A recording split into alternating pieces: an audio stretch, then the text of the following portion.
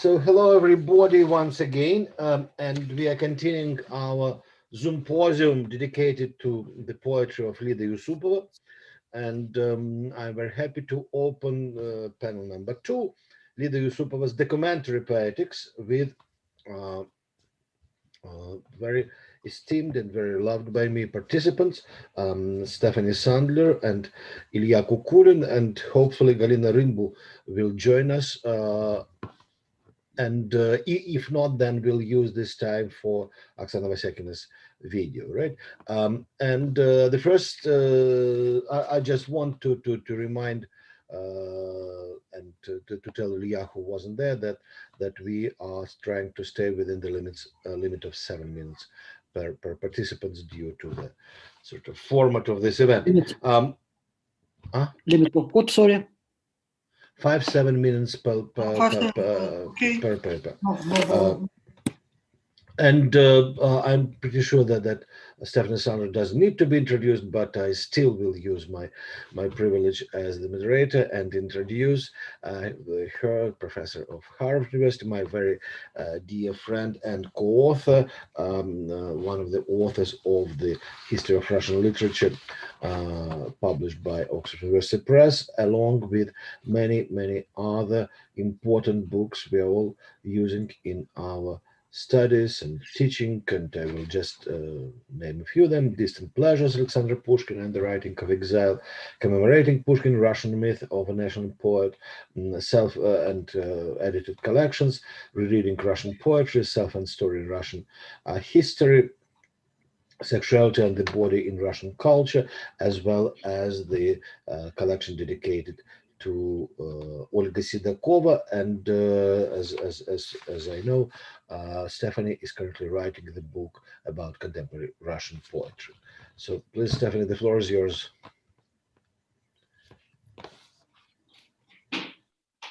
Thank you very much, Mark, for the kind introduction, and thank you to Mark and the Harriman and to Anastasia Osipova for producing this book and creating this symposium. We just had a wonderful first panel. It's off to a great start. I'm very happy to be a part of it, as I was very happy to be one of the translators for the collection, just one text, but it was a great pleasure to translate it. I'm going to speak about a text. I'd like to share my screen with you. Let's see if that will work. Yeah. Great. So when Yusupova, the title of this presentation is Documenting the Real. And when Lida Yusupova began writing her landmark series of poems based on verdicts called Prigovory, she was building on a strong foundation of documentary practice. Ilya Kukulin, part of this panel, among others, has studied that documentary tradition very well. In other conversations today, that cycle will be a central topic, and I will refer to it, but I want to open out to other texts to see if we can begin to pinpoint the aesthetic, philosophical, and ethical elements of Yusupova's documentary practice. My hypothesis is that these poems are like visual representation, specifically photography and sculpture, that's not realist in a prosaic, everyday sense of the real, but something more grotesque. We might think of a psychoanalytic notion of the real, something that developmentally can predate our entry into the symbolic order or into language. And it's, of course, a paradox that Yusupova, a poet, relies on language to move beyond its conventional, representational, or referential affordances. The real in this sense is also potentially ineffable or even primordial. It includes attitudes around gender, ethnicity, class, and nation that can feel so baked into language as to require, if we really want to challenge them, that we find ways to resist language's rules and hierarchies. The repetitions and disjunctions of the Prigovory poems exemplify that resistance. So does the use of the Inuit alphabet in the Saxifrage poem. Found language is at the core of this documentary practice and of the poet's patterns of resistance. So I believe that a photograph of a sculpture, Ron Muick's Dead Dad, provided Yusupova with an insight into this modality of documenting the real. If you know Yusupova's work, you know the photograph. It's on the cover of her 2016 book, Dead Dad. And here is the photograph itself of the sculpture. You can see probably a better idea of the scale of this if you see an image of it in a gallery setting. It's not the best photograph, but it gives you a sense of the smallness of the figure. That smallness is Muek's way of diminishing the symbolically larger than life father. He often works with size or scale, typically with dramatic enlargement. And I'll just show you two images of his work again, where you can see the scale. And here's one more. His aesthetic of exaggeration and hyperrealism is, I think, a remarkably apt model for what Yusupova does in her poetry. So that beyond the poem Dead Dad, her work is illuminated by our thinking about the ontological implications of his sculptural practice. His work in any size stages the potentially overwhelming encounter with the body of another. In the sculpture Dead Dad, the small figure is actually magnifying the vulnerability of the corpse, which is pitifully exposed for our inspection. Our eyes are drawn to the genitals as if we are transgressively inspecting the exposed nature of the father's power. In the poem Dead Dad, Yusupova, and in choosing this image for the book cover, Yusupova is unfazed by the presence of this symbolic locus of male authority. In her steely gaze, she plays out the lessons of French and psychoanalytically inflected deconstructive feminism. She senses that the power of the father has invaded the unconscious, it's seeped into daily life. But she also sees, as Yusupova put it, that women can play with mimesis. Her replication and distortion of the discourse of the law in the Prigovory poems, like her turn to Muek's sculpture, constitute this play. She challenges directly what Irigaray after Lacan calls the law of the father. So let me stay with Dead Dad to make a final point about patriarchy, poetry, and the real. In one passage of that poem, Yusupova writes that Ron Muek gave his own hair to the dead dad. And you can see the relevant lines on screen, both in Russian and in my very plain English translation. The poet stares at her own head in this passage, disturbingly like her father's. The similarity, she suggests, is an effect of damaged genes, like the damaged spider web in Chernobyl that is distinguished by a pattern of disorder, as the New York Times described it. This documentary photograph is its own form of the real, a snapshot of a wispy, fragile trace of radiation damage, a barely visible sign of nuclear disaster in the natural world. In Yusupova's poetry, the traumas of sexual violence, male domination, homophobia, and family estrangement are all shown to leave their traces, but it falls to the poet, as to the photographer, to make those traces visible, to make the harms real. The Prigovory poems make palpable the distorting work of law and legal discourse, but in Dead Dad, Yusupova dramatizes the distortions of what Freud called the family romance. The symbolic power of the father becomes a metaphor of genetic inheritance. And patriarchy can only transmit damaged components. Like all irradiated objects, the contamination threatens everything it touches. The poet fearfully asks if her own biological existence continues the effects of the father's damaging genetic configuration. These are fundamental ethical questions.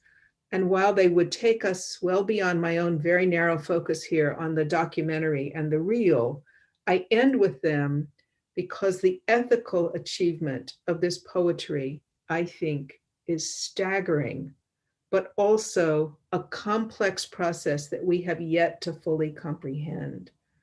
Here is where that ethical process starts. Denunciation of harm is not enough. Each of us must ask what our own legacy might be. Yusupova's poetry reaches beyond politics or law, or even beyond the documentary impulse or the potentially overwhelming nature of the real toward a moral reckoning. Hers is a voice of moral authority, imperfect, as we are all imperfect, but utterly courageous, unyielding, and dare I say it, real. So thank you very much.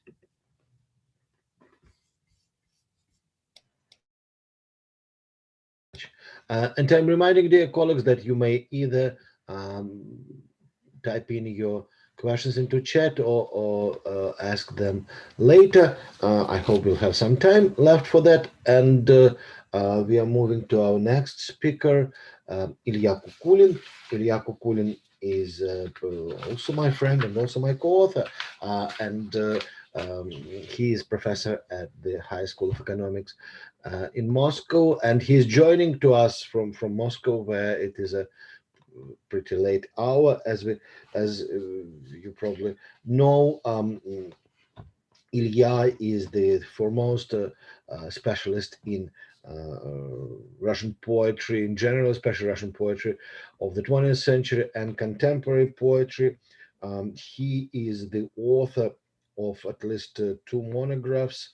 One is dedicated to the Soviet montage as the method of non-official culture, and another, I would say it is a monograph, although it is technically a collection of Ilya's articles about contemporary poetry. He's also an editor and co-editor of a number of important volumes, including the Anthropology of Revolution, Там внутри практики внутренней колонизации, The Islands of Utopia, and he's also a poet himself, the author of the poetic book Bedewind. So, Ilya, the floor is yours. Thank you so much, Mark, for this encouraging introduction. I will try to fit. I also need to use share screen. Just a moment. I will open my presentation. Yes. The title of my presentation is Repetition Beyond Difference. Why does Yusupova repeat some lines endlessly? Here I hint to the Deleuze's trait, repetition and difference. In Lida Yusupova's poems, one can discern a very interesting and apparently important rhetorical gesture, or speech gesture, as Russian formalists would say, and endlessly repeating sentences, usually in the end of the poem or closely to the finale. One can find these repetitions, first of all, in her book Приговоры, sentences, but not in this work only. Here we can recall her poem. Ilya, I'm sorry to interrupt you. Could you please turn on the slideshow? It's hard to see. Turn slideshow, the presentation mode. Yeah. Okay. Thank you so much. I'm very sorry. Just a moment. I cannot read my presentation in this mode. So sorry. May okay. Okay. Then you have to return. Yeah. Okay. All right. Okay. I can do this. Okay.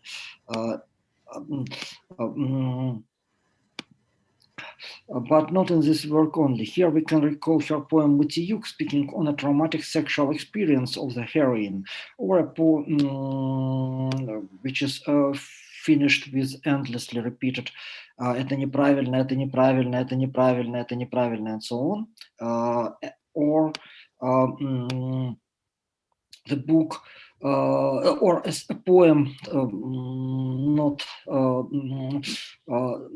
not very long ago written, Center of Gender Problems, Центр гендерных проблем, written even after the book Приговоры in 2019, if I remember correct, where this repetition can be an endless pleasure or endless bliss of sex.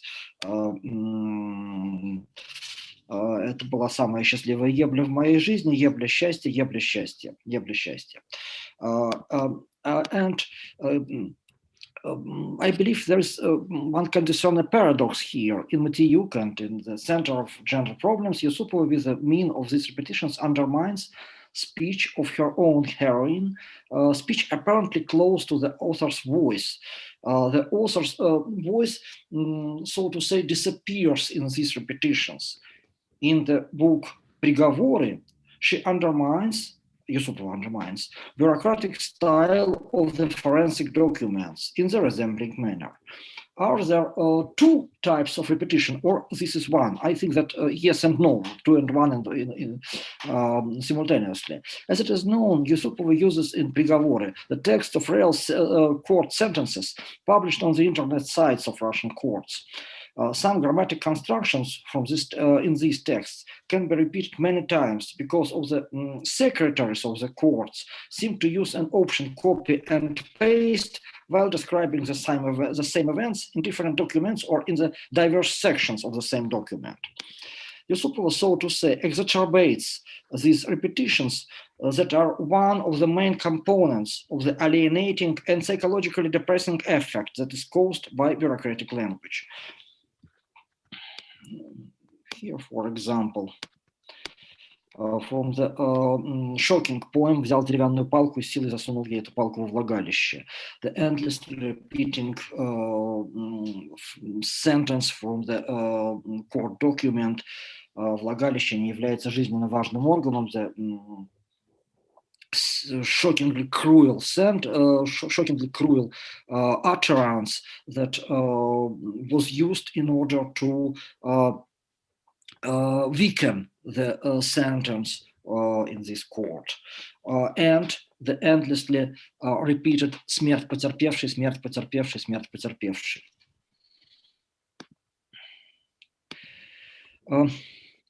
Moreover, Yusupova subversed this language, adding the endlessly repeating words and phrases, and all these repetitions show at the same time dark absurdity and cruelty of criminal behavior, usually that of the strong and aggressive people, maybe men, addressed against those who are weaker, such as women or gays. And another kind of absurdity, that of the forensic documents that declare the abolition of any punishment for a man for domestic violence due to the decriminalization of family violence in Russia's criminal code in 2019. These bureaucratic perseverations, like Shklovsky's estrangement, allow to see anew the widespread of everyday cruelty and insufficiency of its judiciary regulation when this very language is absolutely devoid of empathy and emotional component. The main subject of Yusupova's text is a bureaucratic conscience that endlessly reproduces cumbersome and alienated rhetoric constructions. This idea was this poetic idea, this element of poetic language, this kind of bureaucratic estrangement was invented by Yusupova, but it was not, in the void. It was provoked by, so to say, expansion of legal discourses into political language and especially to languages of everyday life in today's Russia. This expansion was considered by recently, in 2017, by Petersburg sociologist of law Kirill Tsetayev. This process was strengthened by growing contradiction between conflicts in social reality and, on the other hand, their interpretation in legal documents created by police and courts. Soon after Yusupova finished her book of poems, a poet of Ilya Kukulin published a poem, There Was a Case, also based on the documents of the Russia's court trials, focused not on the family violence, but on resistance to police violence at the rallies of political opposition. This poem is also based on repetitions of the similar constructions, especially like a representative of power experienced physical pain. Представитель власти испытал физическую боль. And I think that these features of poetic language in Gogolev's and in Yusupov's works were invented almost simultaneously and independently. I think that this coincidence is not occasional. And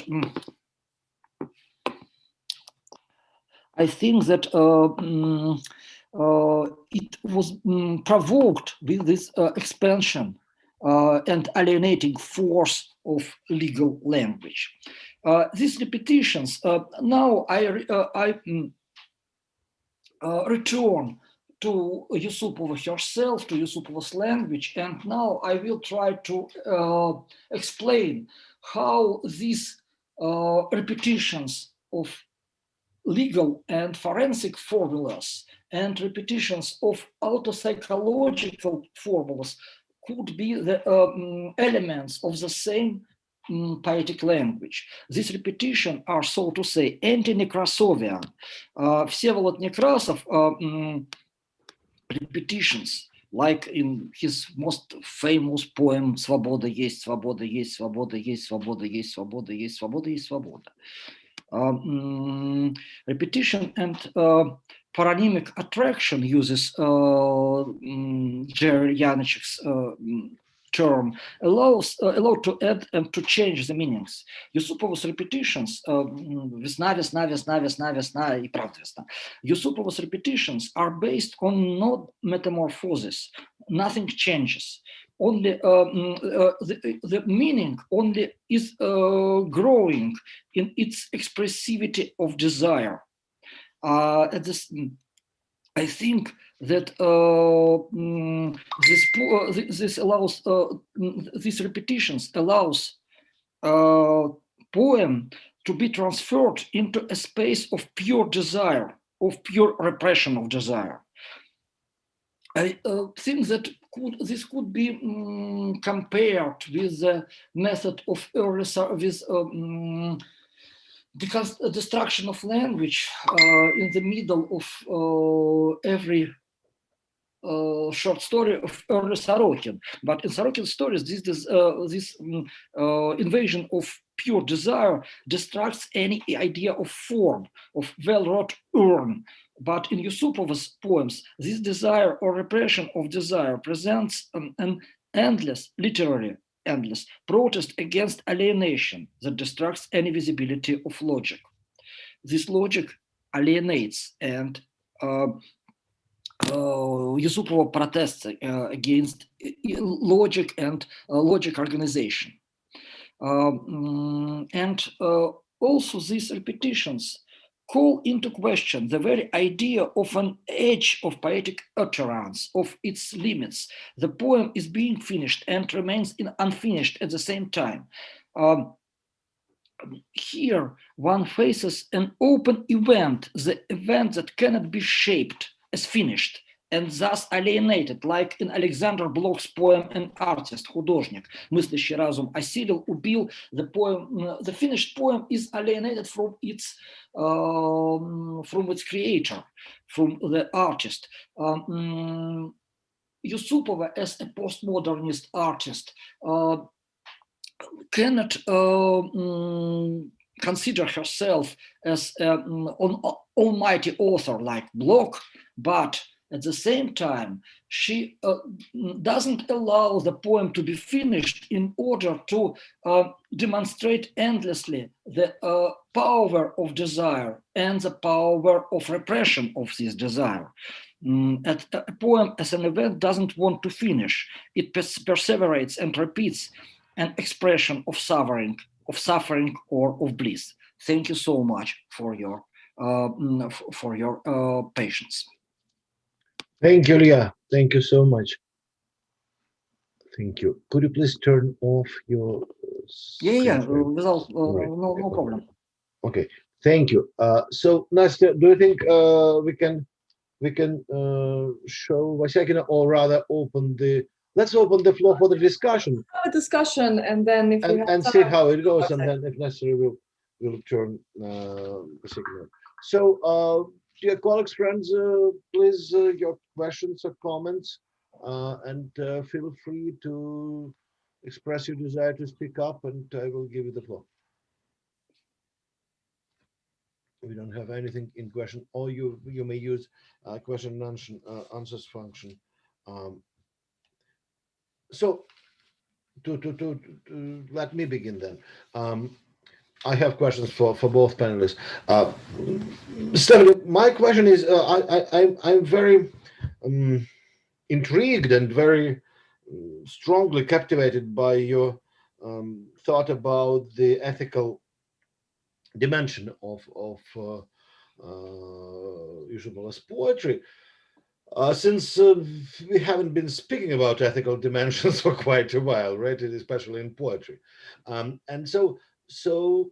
how do you draw the line between the ethics and moralism? Uh, is there moralism? Is there a danger of moralism in this poetry, or you think that there is some kind of the cutting edge that separates one from another? And to Ilya, the question about a very, very exciting presentation, very important detail, but not detail, device sort of, which may serve as a key to Yusupova's poetry. But it is interesting that you are interpreting this as a repressed desire. But for instance, remember the Prigovory, where the act of violence is being repeated over and over. Like this textually, right? Смерть потерпевший, смерть потерпевший, смерть потерпевший, right? And you quoted the description of torture, and the statement about vagina as not being a vital organ are being repeated over and over. How do they fit in these examples? How do they fit into your logic?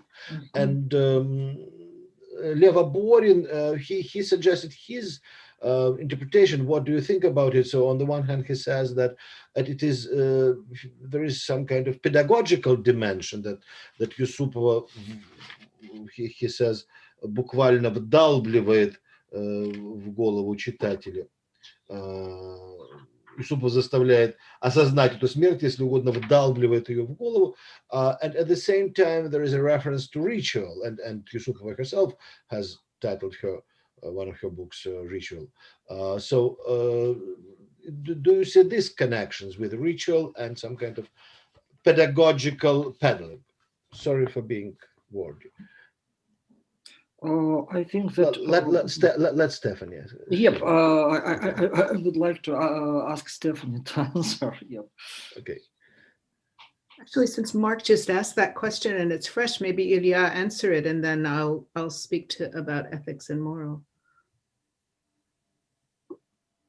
Sorry. I was going to suggest, Ilya, that you go ahead and answer Mark's question because it was so fresh since it was just asked. And then I'm happy to follow up. Thank you so much. I think I had to simplify my ideas in order to be on time. And I think that my viewpoint doesn't contradict to the viewpoint of Lev Aborin. I think that yes, these repetitions have pedagogic dimension, a ritual dimension, but they also express the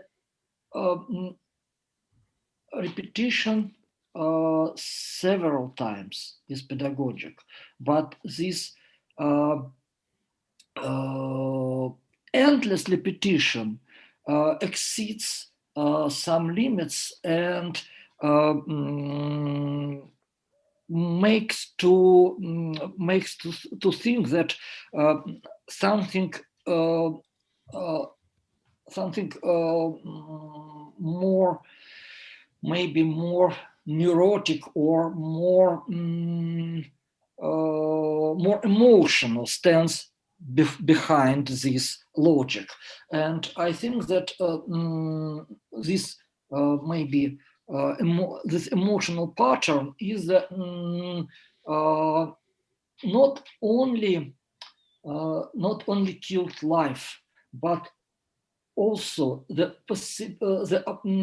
opportunity to be united with this life. The opportunity is killed to be to love the killed person in Yusupova's poem, because the central text in her poem, in her book Приговоры, the text about the killed gay, is constructed as something like Yusupova addressed in her text to this killed man, mourning him. And I think that this is not desire in literary Freudian sense. This is desire of emotional solidarity, emotional closeness, something like this. And the vivid emotional life of a killed person, and emotional blockade, emotional repression echoes in the, so to say, soul of poetical subject. Yusupova, or her heroine, experiences every suffering, every kill, every murder in this book as a repression of herself. And I think that these endless repetitions are caused with this, not only with pedagogical tasks, but yes, but pedagogical tasks also, but at the same time with the feeling of this almost how to say, of this painfulness, emotional painfulness of each crime described in this book. Okay, thank you, Ilya. Stephanie, please. So, Mark, you ask a very important question, and there are many ways to think about ethics and morality. And I think that one of the interesting things about Yusupova is that she is eager to try to do both. I don't think that she pulls away from moral questions. On the contrary, although I tried in this paper to align her with French feminist thinking, and I think that's obviously, I think it's a productive possibility, and I think there's much to be said there. She, like Oksana Vasyakina, particularly, has strong theoretical connections to radical feminism. So when I think about the radical feminists as they emerged in the US tradition in 1970s, say, somebody like Catherine McKinnon, Adrienne Rich, there's a tremendous kind of kinship, sort of emotional and intellectual kinship in that project. And it's a very risky move, but it's a fearless move. It's one that I think she is perfectly prepared to make. And it's a way of saying that the moral terrain has been laid out by a patriarchy that has harmed people. And that moral terrain can be reclaimed. So one way she reclaims it is by taking the language of the court and reorganizing in the way that Ilya has just brilliantly described, particularly through repetition, repurposing that language in order to tell a truth. And that's moral work. That's a kind of moral claim. And what I'm really reminded of is there's a moment, sorry, I won't remember where it is, in one of Catherine McKinnon's books, where she has an article about the abortion decision, Roe versus Wade. And she makes the claim that the argument around the viability of the fetus, that feminists have made the wrong argument by focusing on that, that's really not what one should disagree with, that a fetus does become alive at some point. And the question is whether women can make life or death decisions. And she said, we acknowledge that people make life and death decisions all the time. Women can do that too. And that feels to me like the place on which Yusupova's Poetic is kind of standing. I don't know if that answers your question. I do feel like it is a larger topic and one that we are now in more of a position to begin to answer, partly because there's so many now of the Prigovory poems in that cycle. That's a very large text. Now that's a great body of work. And one of the things that interests me the most, that's why I went back to Dead Dad, is to then try to make the connections among these elements of her work. Thank you, Stephanie. Just a little follow-up. What? Oh, sorry. There's a question in the chat from Anthony. Yeah, I can see it. I just Ilya, you may look up at this question, but just read it first. But if so it's a very, very fruitful idea about repurposing of the other's language, right? But if we are adding the ethical dimension, then it's not just the repurposing of the language of power, about which sort of we've been talking since Foucault, but the repurposing of the language of evil. Would you agree with this? I think I probably need to hear more about why you use that phrase, the language of evil. Because it's ethical. Power is not necessarily ethical, but evil is ethical.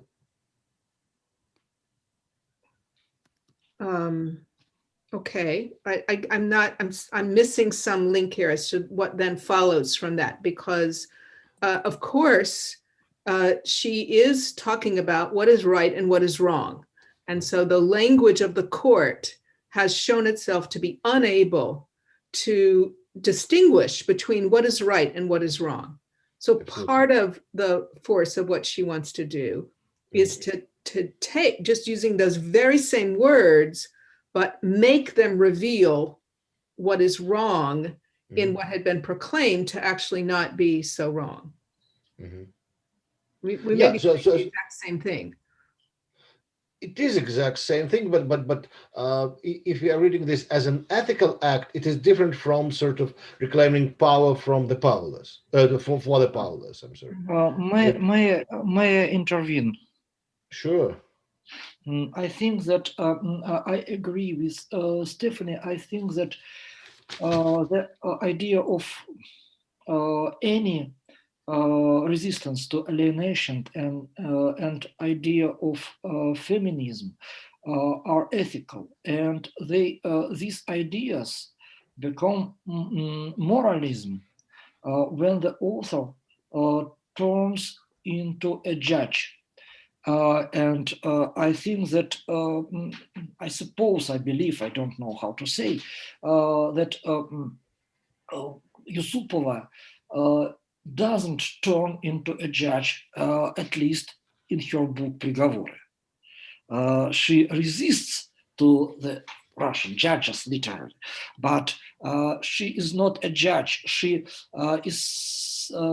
somebody who resists to the very idea of final sentence that is made by court. Well, I agree with this, and there is no need to defend Yusupov from me. I'm not trying to attack. I'm just trying to see the potentialities. I don't defend Yusupova. I try to discern between ethical and moralist tasks. I could also answer to the question by Ainsley Morse, who asked me in a chat. Maybe Stephanie would answer, and then we'll go to you. Okay. Very briefly, because I may be wrong. I don't think I would say that she ascends to the position of a judge, but I think she does believe that the courts got it wrong. I think she does believe that the language of law has the capacity to make judgments about violence and harm. And in these cases, the cases that she is using for her texts, they got it wrong. So in that sense, I don't think that she, in a kind of post-structuralist, postmodern way, I don't think she takes a position that says, well, we can't really determine, we can't know.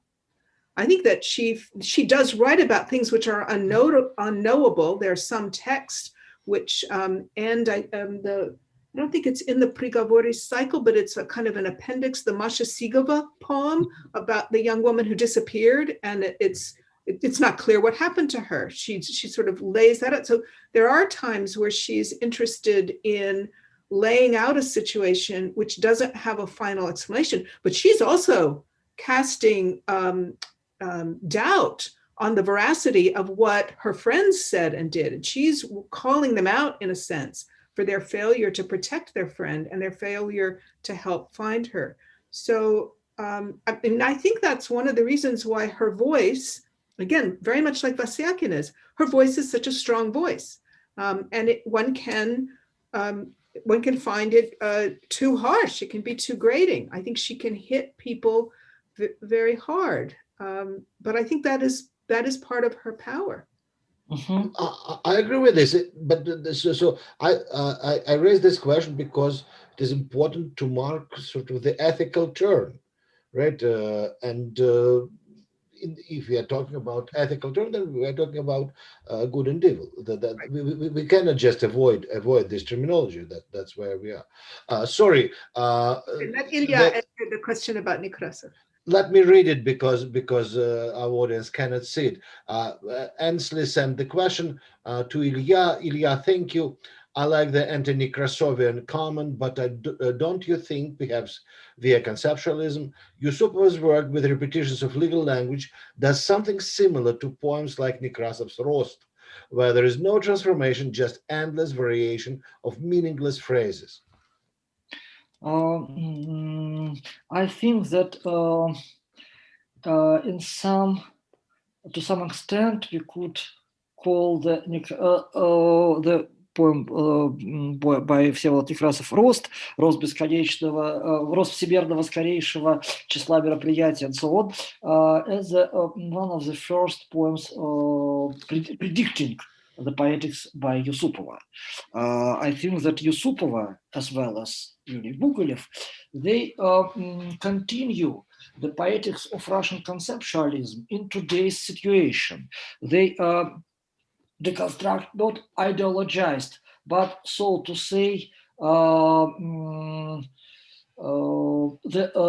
ideologized consciousness, but consciousness, so to say, colonized by law, colonized by legal discourses.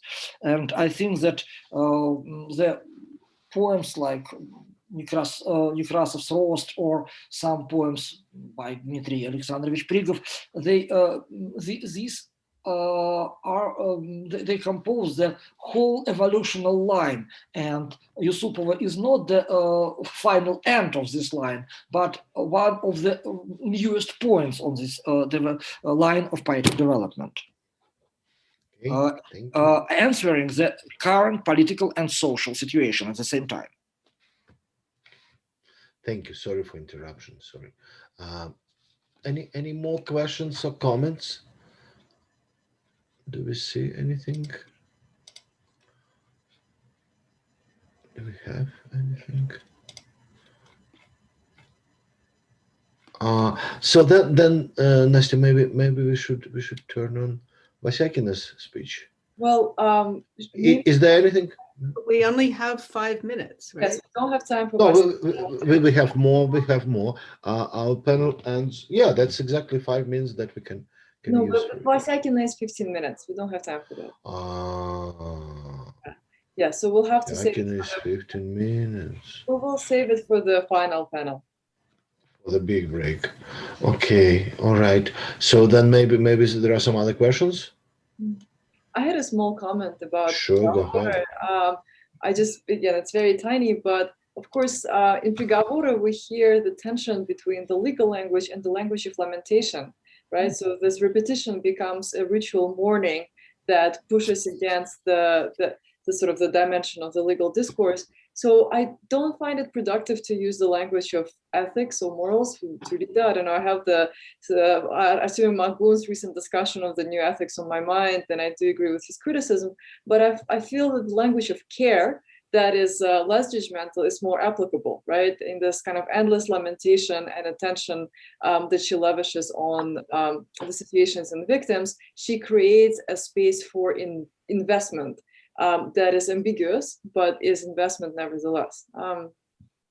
But I don't know. But isn't this ethical investment? It is empathy. It is empathy. I'm with Stephanie here. I think it's ethical dimension.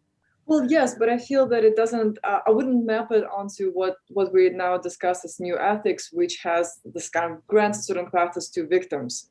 I find that empathy in Yusupova is it's all pervasive.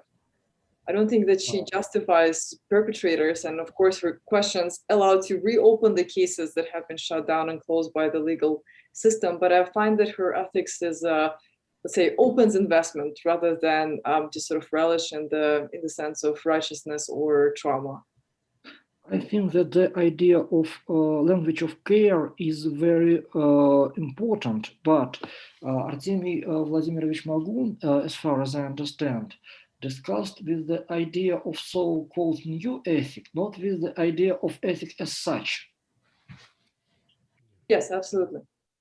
You shouldn't necessarily think of new ethic when talking about ethics, I would say. Oh, I was but what does Stephanie think? Where you were going.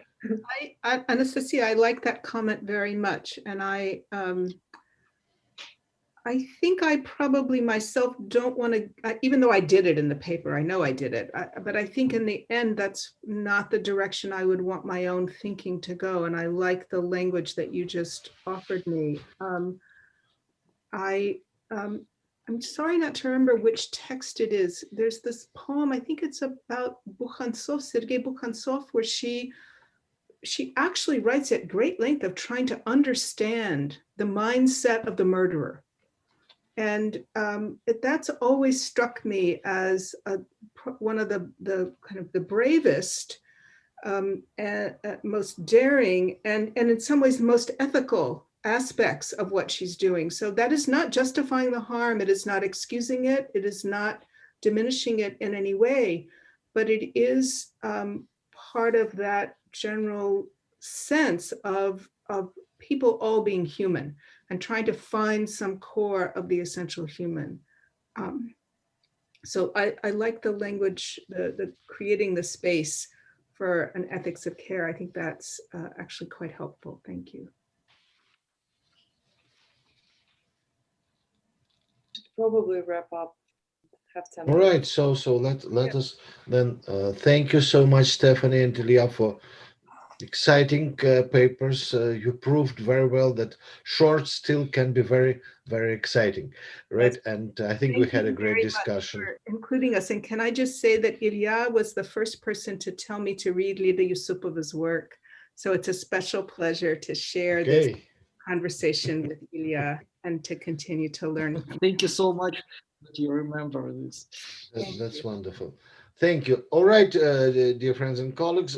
So let's meet again at 2:20. So in 15 minutes. Great. Thank you very much. Thank you so much. Bye-bye. Bye-bye.